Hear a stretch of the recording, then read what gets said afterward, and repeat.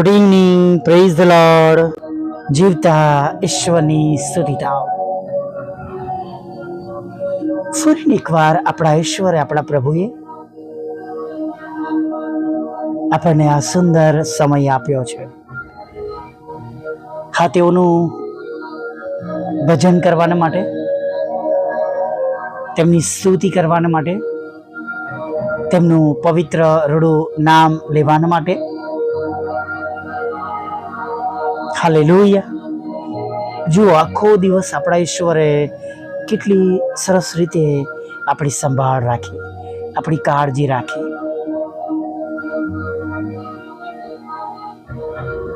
હા,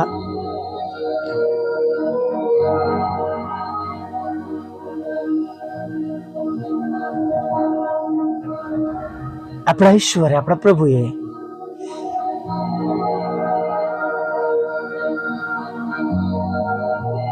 આપણી કાળજી લીધી.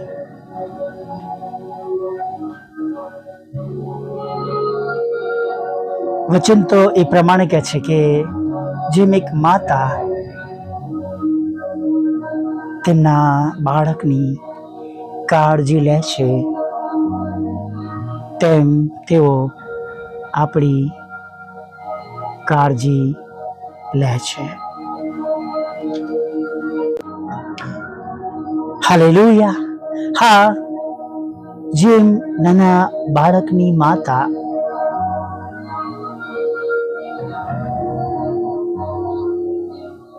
તેમના બાળકની કાળજી લે છે, તેમ તેઓ તમારી અને મારી કાળજી લે છે. ભલા મિત્રો, આપણે એવા ઈશ્વરના બાળકો છે, એવા પ્રભુના બાળકો છે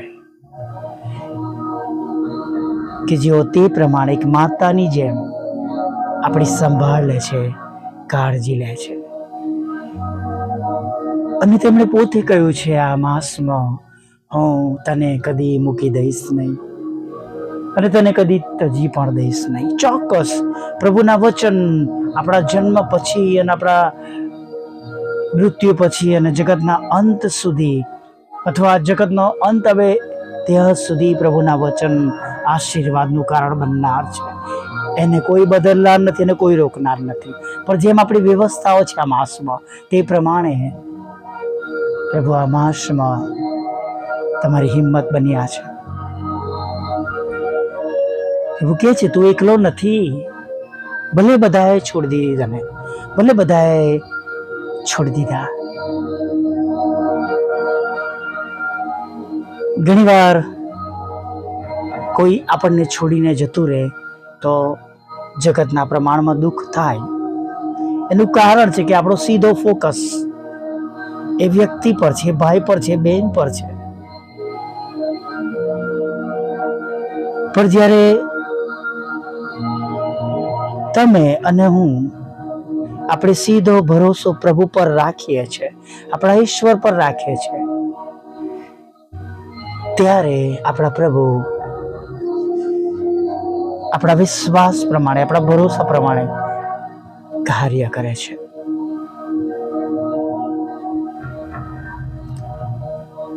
તમે જુઓ, એલીસા અને તેમના ચાકરની બહુ સુંદર એક વાત છે રાજાઓના પુસ્તકની અંદર.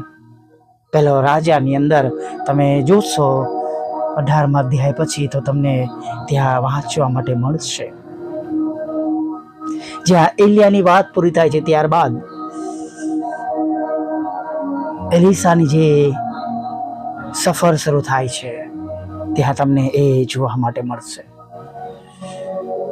સવારમાં એલીસાનો નોકર આવે છે અને કહે છે કે હાય હાય મારા શેઠ, આપણું તો આવી બન્યું, આપણું તો આવી બન્યું. કેવી ગજબની વાત છે વાલા મિત્ર. હાય હાય મારા શેઠ, આપણું તો આવી બન્યું. હવે આપણે જાણીએ છીએ કે જ્યારે યુદ્ધ કરવામાં આવતું અથવા યુદ્ધ માટે તૈયારી કરવામાં આવતી ત્યારે એલિસા તેમના રાજાને કહેવડાવતો કે તમે અહીં ના જશો, એ શત્રુઓ સંતાયેલા છે, અથવા આ પ્રમાણે ના કરશો, અથવા આ પ્રમાણે તમારી તૈયારી કરજો. અને દુશ્મન રાજા જે પ્રમાણે પ્લાન કરે એ પ્રમાણે બધું જ રાજાને તેઓ કહી દેતા હતા. પ્રથમ તો દુશ્મન રાજાને એવું લાગે છે કે મારા દળમાં મારા શત્રુના રાજાઓના કોઈ બાતમીદારો છે, પણ એ લોકો જણાવે છે કે અમારા પર શંકા ન કરો, કેમ કે ત્યાં એલિસા પ્રબુદ્ધ છે, ઈશ્વર ભક્ત છે. તું જે શયનખંડમાં તારા રૂમમાં જે બોલે છે, વિચારે છે, પ્લાન કરે છે, એ બધું એ એમના રાજાને કહી દે છે. અને માટે રાજા સૈન્ય મોકલે છે એલિસાને મારી નાખવાને માટે. અને ત્યારે આ નોકર કે છે કે હાય હાય મારા શેઠ, આપણું તો આવ્યું ચારે બાજુથી ઘેરાયેલા છે. પણ તમે જોજો, ત્યાં વાંચજો, હું બહુ ટૂંકાણમાં કહું છું, તમે ત્યાં વાંચશો તો તમને વધારે પ્રભુ પવિત્ર આત્મા દ્વારા સમજણ આપશે.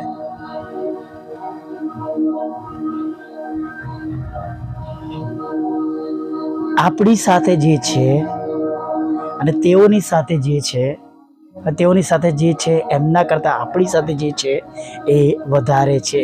એ પ્રમાણે એલિસા જવાબ આપે છે.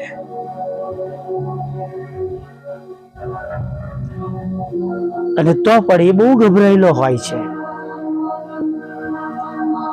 અને એલિસા એક નાની પ્રાર્થના કરે છે ઈશ્વરને, એની આંખો ખોલ.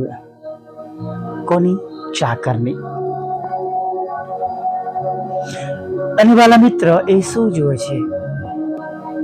અગ્નિરૂપી ઘોડા હતા, સૈન્ય હતું મોટું, દૂતોની સેના હતી. હાલેલુયા. સામાન્ય માણસ, નોકર, એ ચાકર, એ બધું જોઈને ગભરાઈ જાય છે, પણ ઈશ્વર ભક્ત આરામથી બેઠા છે.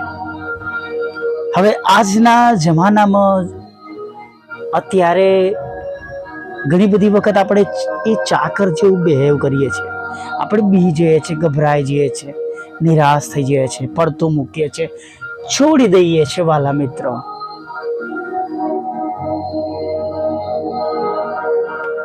આપણે ઈશ્વર ભક્ત જેવું વિચારવું જોઈએ.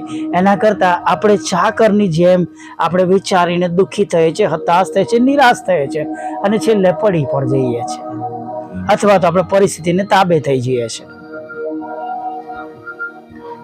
પણ પ્રભુનું બીજું પણ એક સુંદર વચન આપણે વાંચીએ છીએ કે તેના ભક્તોની આસપાસ તેમના દૂતો છાવણી નાખે છે.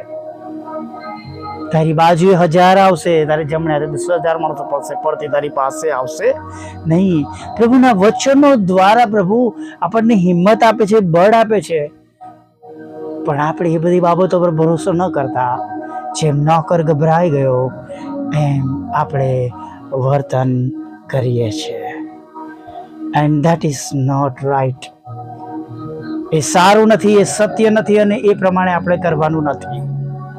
આપણા પ્રભુ પર ભરોસો કરવાનો છે. જ્યારે મને બીક લાગશે ત્યારે હું તને હાક મારીશ, તમે મને ઉત્તર આપજો. પ્રભુનું વચન આપણે વાંચીએ છીએ, સાંભળીએ છીએ.